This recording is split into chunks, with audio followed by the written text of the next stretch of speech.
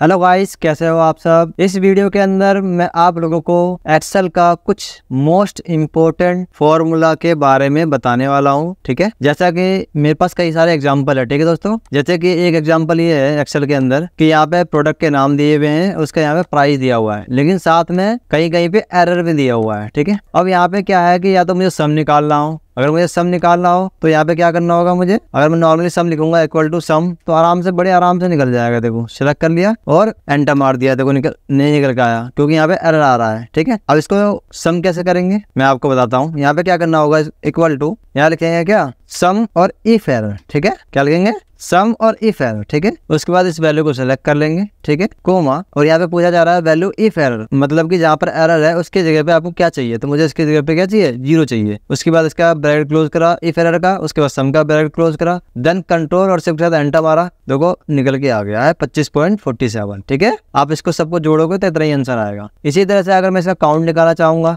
तो काउंट भी निकल के आ जाएगा, लेकिन यहाँ पे अगर मैं एवरेज निकालना चाहूंगा तो एवरेज कैसे निकलेगा, यहाँ पे सब कुछ एक ही बार। अब जैसे मुझे यहाँ पे काउंट निकालना है तो काउंट निकालने के लिए भी सेम फॉर्मूला लगाएंगे हम, क्या, बस यहाँ पे सम की जगह काउंट लगा देंगे। ठीक है, लेकिन यहाँ पे मेरे पास एक ऐसा फॉर्मूला है जहाँ पर एक ही फॉर्मूले से एवरेज, सम, काउंट जो भी आपको निकालना है वो आप निकाल सकते हो बड़े ही आसानी से। कैसे, यहाँ पे एक फॉर्मूला आता है equal to aggregate, AGGREGAT, aggregate. ठीक है, उसके बाद आपसे पूछा जाएगा क्या आपको निकालना क्या है, तो यहाँ पे आपको चूज करना है। जैसे मुझे एवरेज निकालना है, काउंट निकालना है, count of, max, minimum, product, जो भी आपको निकालना है। देखो यहाँ पे सम भी है, सम भी निकाल सकते हो। तो मुझे यहाँ पे एवरेज निकालना है, तो एवरेज के लिए क्या है, 1 नंबर, तो यहाँ पे लिखेंगे 1। ठीक है, फिर कोमा, उसके बाद यहाँ पे पूछा जाएगा क्या कि आपको क्या क्या इग्नोर करना है, या किसको जोड़ के चलना है, या किसको साथ लेके चलना है, वो सब यहाँ पे डिटेल है। यहाँ पे मुझे क्या करना है, जैसे कि जो सिलेक्शन है इसमें एरर है, तो यहाँ पे क्या आ रहा है, इग्नोर एरर वैल्यू। ठीक है, तो एरर वैल्यू कितने नंबर पे, 6 नंबर पे, तो यहाँ पे 6 प्रेस करेंगे, मतलब 6 लिखेंगे, कोमा। उसके बाद पूछा जाएगा एरे, एरे का मतलब आपको कहाँ से निकालना है आउटपुट, तो मुझे यहाँ से निकालना है। ठीक है, इतना सिलेक्ट कर लिया, उसके बाद इसका ब्रैकेट क्लोज करा, देन एंटर मारा। देखो इसमें क्या है कि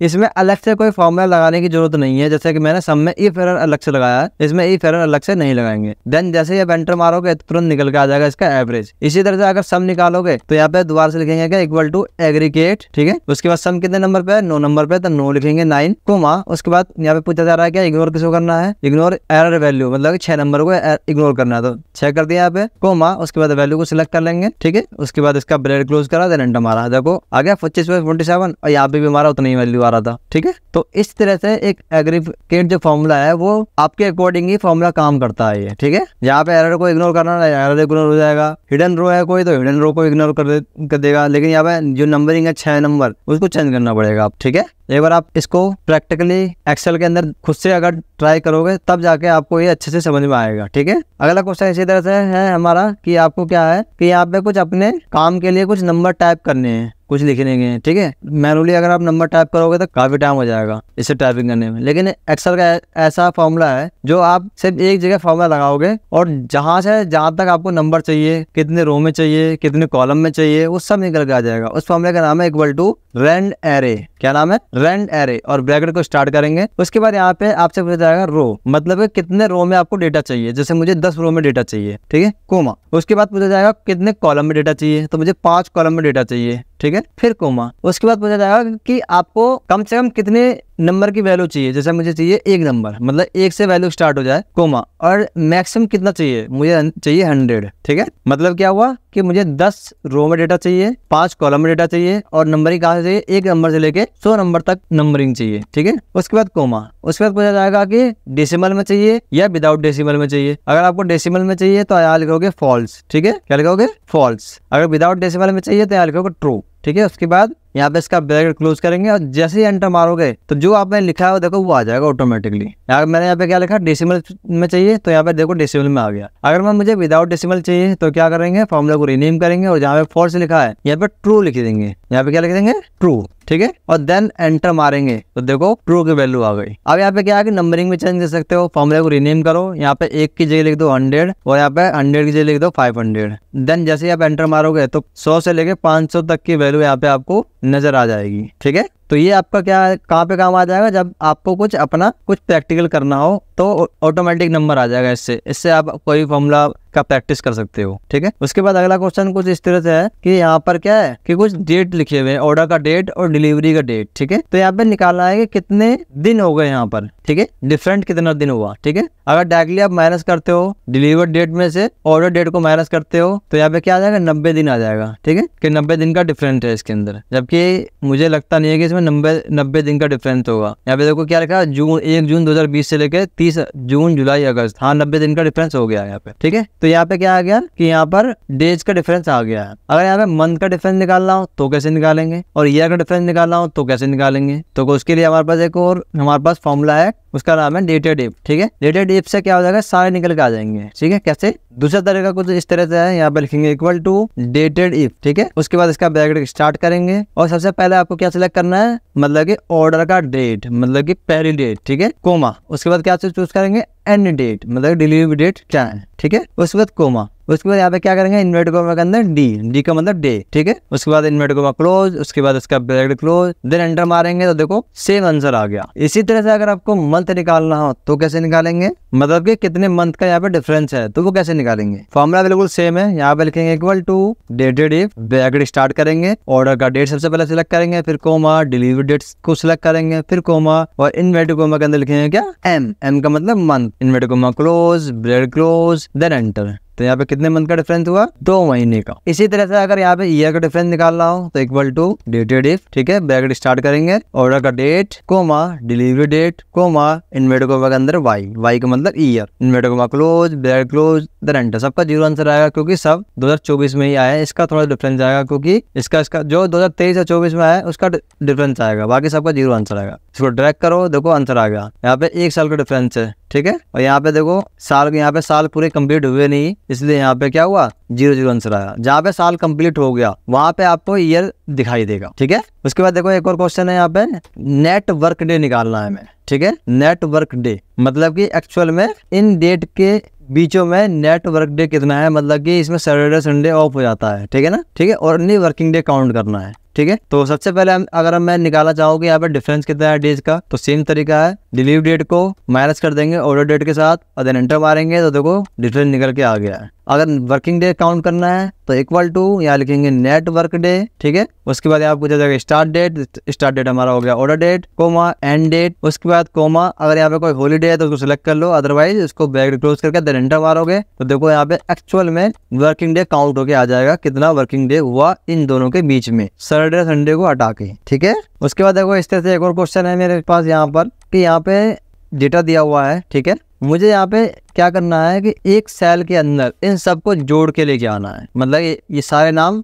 एक सेल के अंदर होना चाहिए। तो कैसे होगा, यहाँ पे एक फॉर्मूला आता है इक्वल टू टेक्स्ट ज्वाइन। क्या होता है, टेक्स्ट ज्वाइन। ठीक है, उसके बाद यहाँ पे पूछा जाएगा आपको डेलीमीटर है, मतलब कि जो आप जोड़ोगे तो इनको कैसे जोड़ोगे, उनके बीच में क्या आना चाहिए, स्पेस आना चाहिए, कोमा आना चाहिए, डैश आना चाहिए, क्या आना चाहिए इनके बीचों में। तो मुझे क्या चाहिए, यहाँ पे इन्वर्टेड कोमा के अंदर एक यहाँ पे इस तरह का एक साइन दे दिया मैंने। ठीक है, जैसे बोलते हैं क्या, स्टिक मार्क, पता नहीं क्या बोलते हैं इसको, जो ये बोलते हो कोमा। उसके बाद यहाँ पूछा जा रहा है कि इग्नोर इम्प्लीट सेल, मतलब कि अगर यहाँ पे कहीं पे ब्लैंक है तो उसको इग्नोर करना है कि नहीं, तो मुझे इग्नोर करना है। तो यहाँ पे क्या लिखेंगे, ट्रू। अगर इग्नोर करना है, नहीं करना है तो फॉल्स लिख दो, कोमा। उसके बाद पूछा जाएगा टेक्स्ट। ठीक है, तो टेक्स्ट में हम क्या करेंगे, पूरा सिलेक्ट कर लेंगे ऐसे करके। ठीक है, उसके बाद क्या करेंगे, इसको ब्रैकेट क्लोज करेंगे, देन एंटर मारेंगे तो देखो यहाँ पे क्या हुआ, एक साथ ये क्या हुआ, जुड़ के आ गया है। इसको ड्रैग करोगे तो देखो सारा जुड़ के आ गया। इस तरह से ड्रैग करके दिखा दो, सारा जुड़ के आ गया, सारा एक सेल के अंदर आ गया हमारा। अगर इसी को हमें फिर वापस ऐसे लेके आना हो तो कैसे लेके आएंगे, इसके लिए एक और फॉर्मूला आता है हमारे पास, क्या, इक्वल टू टेक्स्ट स्प्लिट। ठीक है, उसके बाद यहाँ पूछा जाएगा टेक्स्ट का मतलब किसको अलग करना चाहते हो, मुझे इसको अलग करना है, कोमा। उसके बाद पूछा जा रहा है कॉलम का डिलीमीटर, मतलब कि किसके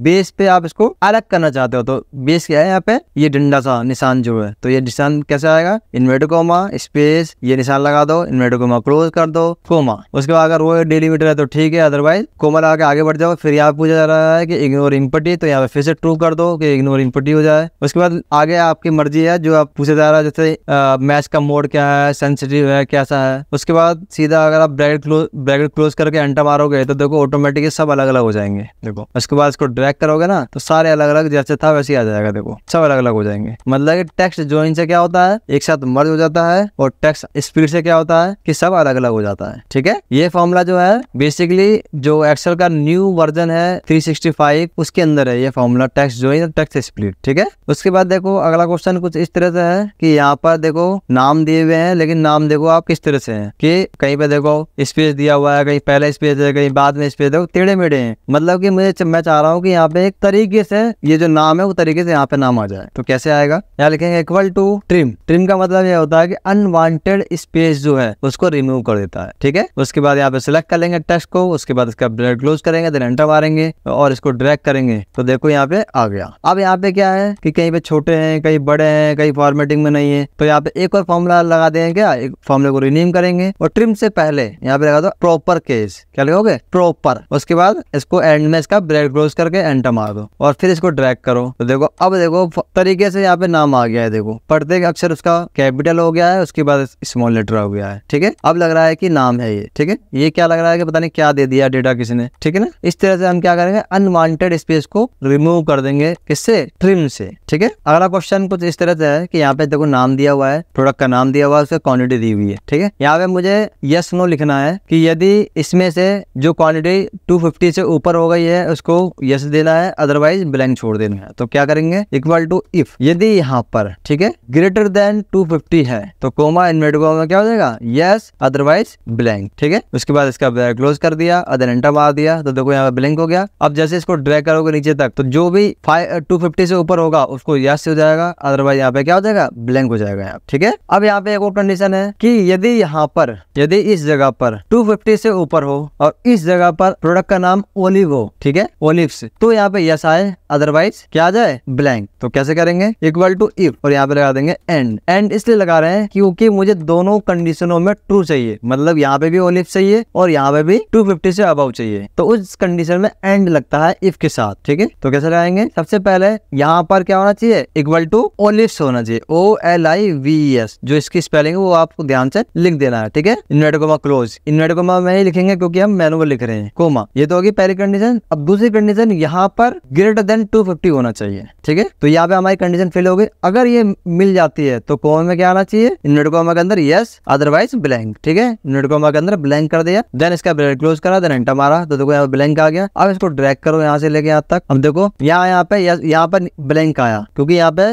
विंस लिखा हुआ है और यहाँ 500 है। यहाँ पे अगर ओलिव्स होता तो यहाँ पे यस लिखा हुआ जाता। ठीक है, अगर मैंने यहाँ पे इसका नंबर कम कर दिया, यहाँ पे लिख दिया 150 तो देखो यहाँ पे ब्लैंक हो गया। ठीक है, अगर मैंने यहाँ पे 250 यहाँ पे कर दिया मैंने 250 तो देखो 251 तो देखो ऑटोमेटिक यहाँ पे क्या हो जाएगा, यस लिखा हुआ जाएगा। और यहाँ पे ब्लैंक इसलिए आ रहा है क्योंकि यहाँ पे ओलिव्स नहीं लिखा हुआ आ रहा है। ठीक है, दूसरी कंडीशन भी आपको समझ में आ गई, नहीं समझ में आई हो तो मुझे जब कमेंट जरूर करना। ठीक है, उसके बाद एक और कंडीशन कुछ इस तरह से है, मैं समझा देता हूँ। कंडीशन क्या है कि या तो प्रोडक्ट में विन लिखा हुआ आ जाए या फिर क्वांटिटी में 250 से अबव लिखा हुआ आ जाए, तो दोनों ही कंडीशनों में यस लिखा हुआ आना चाहिए। मतलब कि या तो यहाँ पे आ जाए या तो यहाँ पे आ जाए। अगर कहीं भी अगर मैच कर जाता है तो यस लिखा हुआ आ जाए, अदरवाइज ब्लैंक हो जाए। मैंने क्या बोला, या तो यहाँ पर या तो यहाँ पर। तो ऐसी कंडीशनों में जहाँ पे या का यूज होता हो, ठीक है, तो उस कंडीशन में और का फॉर्मूला यूज होता है। मतलब कि कैसे यूज करेंगे, इक्वल टू इफ और यहाँ पे देंगे और का मतलब या तो यहाँ पर मैच करें या तो यहाँ पर मैच करें। और एंड में क्या होता है कि मैंने दोनों अगर लिखा है तो दोनों में ही वो ट्रू होना चाहिए, मतलब दोनों में ही जो मैंने कंडीशन दी वो दोनों में होना चाहिए, तभी यहाँ पे कंडीशन ट्रू होती है, अदरवाइज फॉल्स होती है। और में क्या होता है कि मैंने जो कंडीशन दी है, दोनों 2 या 3 जो भी कंडीशन दूंगा उनमें से कोई भी अगर एक ट्रू होती है तो आपका आउटपुट आ जाएगा। जैसे कि एग्जांपल दिखा देता हूँ आपको मैं। तो पहली कंडीशन क्या होगी, यदि यहाँ पर क्या आ जाए, विंस लिखा हुआ आ जाए, इन्वर्टेड कोमा के अंदर WINES। ठीक है, इन्वर्टेड कोमा क्लोज फिर कोमा, ये तो होगी पहली कंडीशन। और दूसरी कंडीशन यहाँ पे क्या होना चाहिए, ग्रेटर देन 250 होना चाहिए। ठीक है, और यहाँ पे क्या करेंगे, इसका ब्रैकेट क्लोज करेंगे तो कोमा। अगर ये दोनों में से कोई भी मैच कर जाती है तो इन्वर्टेड कोमा के अंदर क्या हो जाएगा, यस हो जाएगा, अदरवाइज क्या हो जाएगा, ब्लैंक। उसके बाद इसका इफ का ब्रैकेट क्लोज करेंगे, देन एंटर मारेंगे तो देखो यहाँ पे ब्लैंक आ गया। और जैसे आप ड्रैग करोगे यहाँ से लेके यहाँ तक, देखो हर जगह यहाँ पे क्या आएगा, यस लिखा हुआ आ गया। क्यों लिखा हुआ है, यहाँ पे विंस है, यहाँ 500 तो जाहिर सी बात है यस लिखा हुआ आना चाहिए। यहाँ पे भी यस लिखा हुआ है क्योंकि यहाँ पे 650 है, यहाँ भी यस लिखा हुआ है क्योंकि यहाँ पे विंस है, यहाँ भी यस लिखा हुआ है क्योंकि यहाँ पे 251 है, है, यहाँ पे यस लिखा हुआ है मतलब कि यहाँ पे 55 है, यहाँ पे यस लिखा हुआ है क्योंकि यहाँ पे विंस है। ठीक है, जहाँ भी यस लिखा हुआ है मतलब कि इन दोनों कंडीशनों में कोई ना कोई ट्रू हो रहा है तभी यहाँ पे यस लिखा हुआ है, अदरवाइज यस लिखा हुआ नहीं आएगा। ठीक है, तो इफ को मैंने यहाँ पे 3 तरीके से बताया, एक नॉर्मल सिंगल इफ के साथ, एक इफ के साथ एंड, और एक इफ के साथ और फॉर्मूला। ठीक है, एक और फॉर्मूला है यहाँ पे हमारा, यहाँ पे देखो अलग अलग ऑर्डर आईडी दिए हैं, मैनेजर, सेल, अलग अलग 3 जगह लिखा हुआ अलग अलग है। मुझे सेपरेट एक रो डेटा बनाना है इन तीनों का, सिंगल। कैसे बनेगा, यहाँ लिखेंगे क्या, VS टैग, क्या बोलेंगे, लिखेंगे VS टैग। ठीक है, उसके बाद क्या करेंगे, पहला सेलेक्ट कर लेंगे, कोमा, दूसरा सेलेक्ट कर लेंगे, कोमा, और तीसरा सेलेक्ट कर लेंगे। ठीक है, उसके बाद इसका ब्रैकेट क्लोज करके देन एंटर मारेंगे, और जैसे एंटर मारोगे आप तो ऑटोमेटिकली यहाँ पे क्या हो जाएगा, सबका एक जगह आ जाएगा। देखो आ गया, यहाँ पे अलग अलग थे और यहाँ पे क्या होगा, एक जगह आ गया। तो ये ज्यादा बेटर लग रहा है कि ये ज्यादा बेटर लग रहा है, ये ज्यादा बेटर लग रहा है क्योंकि यहाँ पर एक जगह पर है ये। ठीक है, आज के इस वीडियो में इतना ही। ठीक है, अगर इस जितने मैंने फॉर्मूले बताए हैं इनमें से अगर आपको कुछ भी समझ में नहीं आया तो मुझे कमेंट जरूर करना। ठीक है, और समझ में आया हो तो अपने दोस्तों के साथ जरूर से जरूर शेयर करना ताकि उनको भी कुछ नया सीखने को मिले एक्सेल के अंदर। ठीक है दोस्तों, मिलते हैं नेक्स्ट वीडियो में, तब तक के लिए बाय।